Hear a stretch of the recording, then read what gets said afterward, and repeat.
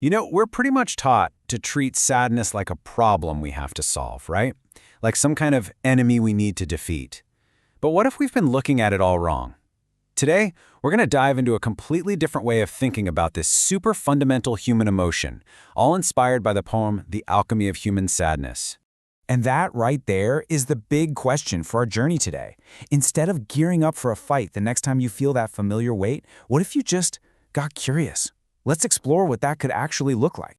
I love how the poem kicks this off. It paints this amazing picture. See, sadness isn't some big bad aggressor. It's a shy visitor. It doesn't bust down the door. It just waits, kind of patiently. Just that one little shift in how you picture it, it changes everything, doesn't it? Okay, so if sadness is a visitor, what kind of guest is it exactly? That's what we're going to get into next. What sadness is really like, what it needs, almost as if it's a living thing. This is where it gets really fascinating. The poem gives sadness all these human-like qualities. It grows with our attention, not like a monster, but more like a plant that needs a little care. It's not just a blank feeling. It has its own mind beating. And look at this. It wants friends. It needs company. It wants to be befriended. It's this active part of us that's not asking to be crushed, but just to be understood. And here's a really crucial point. This emotion has a job to do. It's not some kind of system failure. It's basically nature's way of releasing all that pent-up energy. And that whole idea of synergy, it suggests that when we actually engage with our sadness, something bigger can come out of it. A deeper connection with ourselves, and maybe even with other people. All right, so understanding what sadness is, that's step one.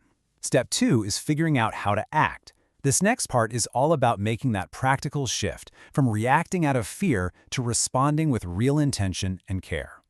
This just lays it out so clearly, doesn't it? Two totally different paths. Over on the left, that's kind of our default setting, right? We get scared, we lose the plot, we try to fight it, or just ignore it and hope it goes away. But the path on the right, that's a whole different approach. It's about staying present, treating the feeling with empathy, and maybe just sitting with it and listening. It's a huge switch from hostility to hospitality. So how do we actually do this? Well, it breaks down into these 4 steps. First, just be present. That's it. Stay awake and sit with the feeling. Second, listen with empathy, kind of like you would with a friend. Third, offer it company. Address it. Explore it. And finally, once you've done that, you can move forward. But you're not moving forward out of fear anymore. You're moving from a place of acceptance. When we make that shift, when we stop fighting sadness and start welcoming it, something really remarkable happens. It stops being this giant wall in front of us and instead becomes a gateway. Let's look at the kind of transformation it can unlock. And look, this isn't just about feeling better in the moment. It's way deeper. It's about becoming different. When we meet sadness with care, it becomes a journey, a process that lets us not just get through a tough time, but actually connect more deeply with who we really are. What it really comes down to is this: sadness gives us a chance for some deep reflection. I love this phrase, a pivot point. Just think about that for a second. A moment that can literally change your whole direction. It's a chance to pause, give yourself some kindness, and come out of the experience stronger. This is maybe one of the biggest takeaways of all. Sadness is not a sign that you're stuck. It's not a dead end. It's the very thing that helps you process and move on.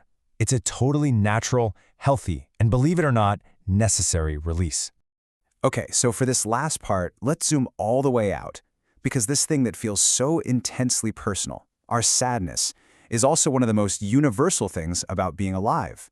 It's a core part of being human. I really want you to let this one sink in for a second.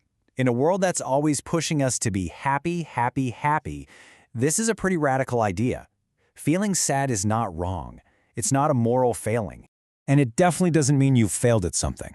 It doesn't mean you've failed at being happy or failed at life. It's not a sign of weakness. It's just a state of being. And it is absolutely not losing.